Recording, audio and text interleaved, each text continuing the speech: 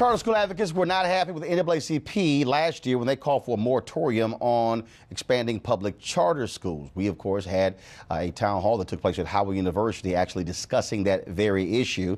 NAACP then went on to create a 12-member task force that visited several cities to hear from both charter school supporters and opponents. After speaking with a variety of community leaders, education policy experts, parents, and students, the NAACP task force compiled a report that basically reaffirms its original call to stop the expansion of public charter schools until a series of steps are taken to make sure that public school districts, particularly those that serve Black and other children of color in poor neighborhoods, are not harmed.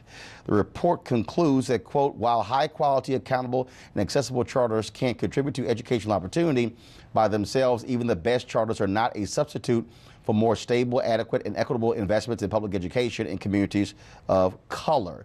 Joining us by phone from Baltimore's Alice Huffman, chairman of the NAACP's Task Force on Quality Education and president of the California NAACP. Alice, first and foremost, who actually has said that charters should be replacing traditional public schools? It is not who has said it. It is how it's really materializing. We're not opposed to charters, despite your opening comment. They are here to stay there in 52 states. We want them regulated. They're spending taxpayers' dollars, and charter schools are just a hodgepodge of some good, some bad, like public education. But at least in the public schools, there is some opportunity to make corrective action and to support, to protect the children, and to do our best to make sure they have an even quality and equitable education. What we're talking about, though, is there are 3 million kids who are in charter schools across this country. That represents a sliver of those who are in public education. And when the NAACP called for this moratorium, there were a number of Black charter operators who said, wait a minute, you should be talking to us because we're actually experts at this as well. And so you said, you said the NAACP is not, is for or against charters. You said they're not against charters, correct? Not against charters. All we want is transparency, regulation, and accountability. And we'd like to end for-profit charters. Define for-profit charters. What do you mean? Well, you know, you got all kinds of charters because authorizing entities are very, very large. And in some states, all charters are public. And in other states, many of them, like in Detroit, they're mostly for-profit. And those big for-profit organizations don't really care about the neighborhood kids and the quality of their education. It's a business. And many of the students in those schools are being harmed for profit. And it's taking the money away from public education.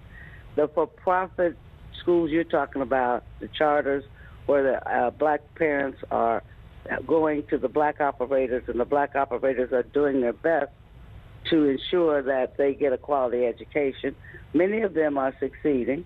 But what they need, though, is some uniformity. They need some transparency, because even among those schools, you have up and down, good and bad, and a lot of the funds are being absconded. Federal government's closing down some of the schools. And so it's a question of getting for our kids in all of these schools, whether they're charter or whether they're public, to get quality education and to ensure the kids are not being hurt. But you just said the federal government is closing some of these schools. Well, actually, you have a lot of those state regulators. But isn't that a level of accountability? So, for instance, in Texas, where they have charter schools, that if you do not meet those requirements after 3 years, the state can actually shut that down. We know many traditional public schools that have been failing our kids for 10, 20 years and are still open. So how do you juxtapose that, where you have states that have regulations that govern various charter schools that say if you're not performing, if you're not meeting financial terms, they can shut you down, but then you have traditional schools that have been failing and not meeting numbers again for 10, 20 years and are still open? Explain that. Well, I can explain it easily. First of all, we're talking about taxpayer dollars. And we're talking about how they're used for children. And yes, some states are regulated, other states are not. You know, I'm for some uniformity. I'm for some actual rules that apply. I am for certified teachers teaching these children. I can tell you, we went across this country, and you would be amazed at the variation in the quality of these charter schools. Mm-hmm. And you are right. We started out going for charters, but we expanded our work to include quality education for all children. And our report is called One School at a Time. And so whether they're failing public schools, neighborhood schools, or whether they're failing charter schools, all of them need to be resourced properly. They all need to be regulated properly. And many of the schools that are poor-performing schools are closing down. But you know what the problem is with that? If you close down a poor-performing school in a neighborhood, those children in that neighborhood are not guaranteed to go to that charter school.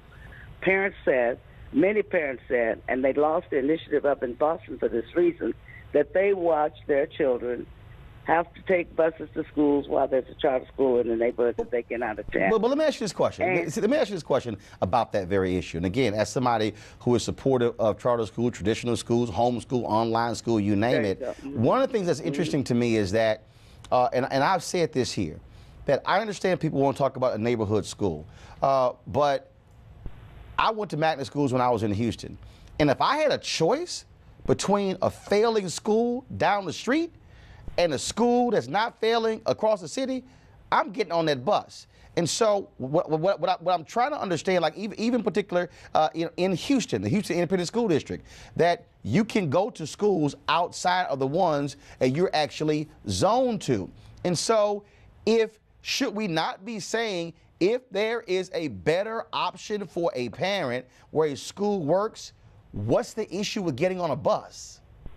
Why should a parent have to put a child on a bus when a charter school, is in that community, in that neighborhood, where a child can see that school and bus your kid all the way someplace else? Because Alice, takes the kid out of the neighborhood. Because Alice, if there's a traditional school in the neighborhood that sucks, I don't want my kid going to it.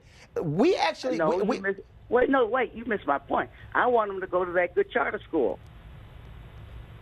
in their neighborhood. But if you have districts that have open enrollment policies and where you're not restricted by zip code, then what's the issue with that? The issue with that is that taxpayer dollars are being spent in your neighborhood for some children, and your child, they might take one sibling out of the family, and the other sibling has to be bused. And we think if the school is there, they should serve the children, whether it's a charter or whether it's a neighborhood school. I guess why I disagree with that, because there were 5 kids in my family. We went to 4 different schools. We went to magnet schools. Let me hold on one second. Let me pull in Steve Perry, principal for Capital Preparatory School. He has a couple of schools in Hartford and one in Harlem as well. Steve, the NAACP has issued their task force, and again, what they're calling for is develop and enforce robust charter school accountability measures, require fiscal transparency and equity regarding the sources of revenue, how those resources are allocated, eliminate for-profit charter schools. Your thoughts on their report? Yawn, quite frankly. I mean, what did we expect they were going to say?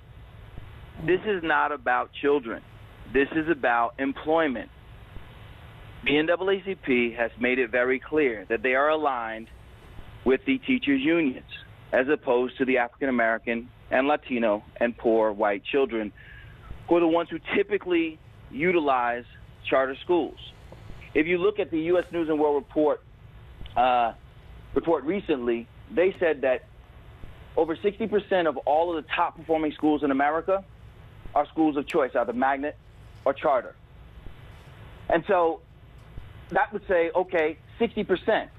Well, those schools, the choice schools, represent only 16% of all schools. So think of the high incidence of success that you're looking at when the top schools in the United States of America are, in fact, charters and magnets.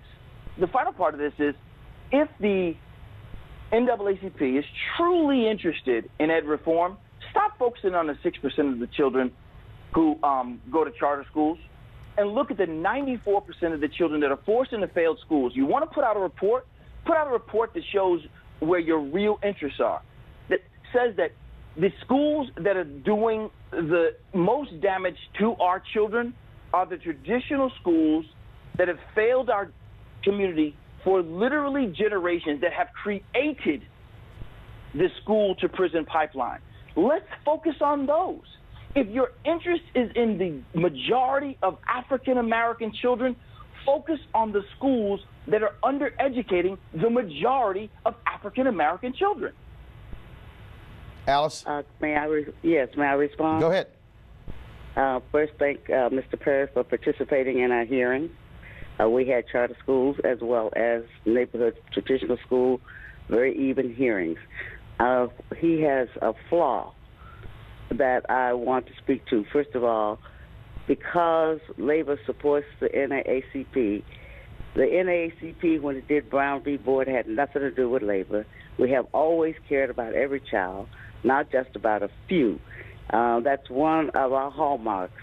And as far as focusing on those kids in the public schools that are doing bad, we're focused on them as well. You all cannot hear that. But we think every school should be accountable, transparent, and regulated, have certificated teachers, and do what's right by every child. Now, if the charter school people are so good, why are they objecting to transparency and accountability? Why wouldn't they want us to know how great they are? What is all this noise about? No, you can't force us to care about just a few children. We care about all children. And so that's the rub I have with Mr. Perry and his approach, is that he just wants us to cherry pick. Well, let's just go after this school or go after the other school. I tell you, the resolution started on charter schools, but it ended up trying to seek quality education for all. We heard him when we went and took our testimony. We heard the parents who are pleased with their schools of choice. But all choice is not good choice. And what we want is to make sure that some people who are really, really milking the system, the taxpayer system, for their own end and not for children, we want them to be accountable. Steve? And I applaud schools like these. And I appreciate this, sis, but let's just be clear. Let's really be clear.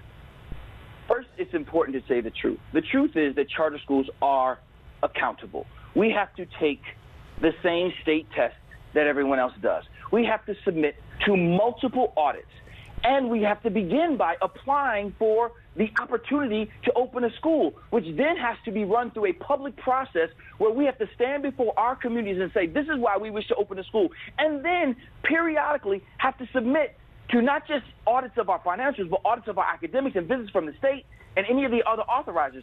And then we, even though we perform, and in many cases outperform the district, have to prove ourselves worthy of maintaining a school. Show me one traditional school in the United States of America that has to submit to that. That's transparency. That's transparency. What more? Wait, hang on a minute, Mr. Perry. Hang on a minute. Hold tight. Steve, hold on, Steve, 20 seconds. Then I'm going to Alice, and then I got to go to my panel and go to break. Go ahead. Okay, I just want to... No, Alice, one second. Steve, finish your point, then I'm going to Alice. Okay. Mm-hmm. And so that's transparency. When they say transparency, they're using a buzzword that the teachers union has told them to use. They're not even identifying what the word actually means. Transparency means that we have to have ourselves looked at on a regular basis by the very authorizers. The traditional schools can stay open and have stayed open through perpetuity regardless of their failures, and they're hurting children regardless. That's transparency. So if you want a transparency, you got it. Now go after the traditional schools that are undereducating our kids. Alice, final comment.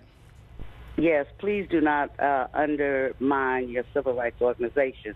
For 108 years, we've been fighting for quality education and for social justice. And to say that there is transparency and accountability, when you read the study, maybe you have it in your state. Well, you go to New Orleans and you see those kids crying because they're sitting in classrooms with no teachers. You go to Detroit and you see those people freaked out because they had a viable school system going, and now most of the schools in Detroit are for profit, and the school system is profit school system is underperforming, and the funds have been pulled out of the public education schools, and many of those schools are having to close because they can't operate. And so all of that needs to be looked at. Yeah, you might have more transparency, but if you look at the number of authorizers across this country, many of them don't care. Many of them are not, who are authorizing, are not in education. And so that's what we're talking about. We want uniformity. We want accountability. We want transparency. And Steve, if you cared about your neighbors and all children, you are doing a good job for a few. We want to do a good job for all of them. Well, so we want to take on public and charter. Well, I tell you what, though, if traditional schools aren't doing the job, I have no problem seeing some black charter management organizations that are running 200-300 schools. At the end of the day, this is all I care about: success. I don't care what it looks like.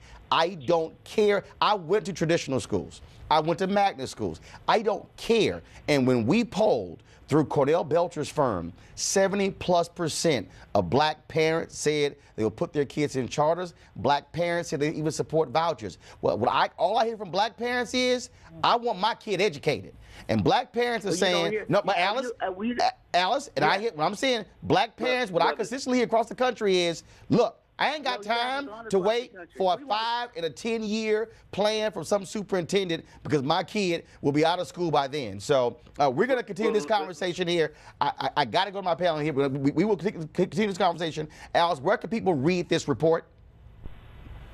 They can go online and get it, but unfortunately, where's the report online? You know what? I didn't bring the online address. I'm sorry. Okay. All right. We'll find it. We'll put it out. I'll call it back to you, okay? Okay, not a problem. Thanks a lot, Steve Perry. We appreciate it. Thanks a lot. All right, bless you. I want to go to a few minutes with my panel here. Of course, let me introduce Julian Malvo, economist and president emerita of Benton College, host of It's Personal with Dr. J podcast, Michael Singleton, Republican political analyst, host of One-on-One with Michael Singleton, Sue Zodak, founding CEO of Zodak Agency, also Republican communication strategist. The thing about success, for me, that's the most important thing. I can't stand failure. And the response of black parents, whether it's charters or magnets or homeschool or online, they're saying, this school is failing my kid. You know, Roland, you're absolutely right. I have utmost respect for both of the people you talked to, both Alice and Steve, but I think that there are two issues. Number one, your issue is the most important. Success is the most important thing. The public school market has become a very frustrating market for parents. Where do you send your child? The neighborhood school may or may not be okay. Some of these charter schools, unfortunately, have these zero tolerance policies, which quite frankly, may have some racial implications. Some of these charter schools are straight up racist. Some of these schools, like the KIPP and others, they are multi-state corporations. Right. At the same time, you know, when you talk to younger parents, and for me, it becomes a generational issue. Yep. You know, I'm over 60, and when you talk to someone who's 30, she has a totally different perspective. Yes, she does. She's sitting there trying to get her child educated now. So I think that that's something the NAA has to pay attention to. But at the same time, real quick, I got to go to the next two. Steve is wrong to say that the NAA picked up language from the teachers' unions. That's very dismissive. It's very condescending. It suggests that NAACP leaders like Alice Huffman can't pick up language on their own. Michael. Well, look, I think when she focused a lot on money, on how charter schools are taking money away from public schools. I believe if it's obvious that the markets are speaking, that parents want to take their kids out of bad schools and put them into charter schools, and those dollars follow those kids, that's what it should be. Parents should dictate the market of education. So, I think the other issue is her use of the word uniformity. Who says that uniformity is the best thing for schools? I mean, there are different kids with different needs. Right here in DC, we have Charter Eagle Academy. They have built a swimming pool. Why? Because they want every third grader to learn how to swim. Black kids have a 6 times more likely chance of drowning because they never learn how to swim. Now, is that uniform that they have a pool? No. Weekdays on TV One. I will never lie to you. oh my God. Roland Martin. He doesn't want to talk to us. He wants to ignore us. Uncensored. Hell no. That ain't gonna cut it, boo. Unapologetic. No, that is fundamentally false. You are wrong. Unfiltered. He wants an America where we all look alike. He ain't talking about black people. Unrelenting. You better go work out, because you got a fight on your hands. NewsOne Now with Roland Martin. Weekdays at 7 a.m. on TV One.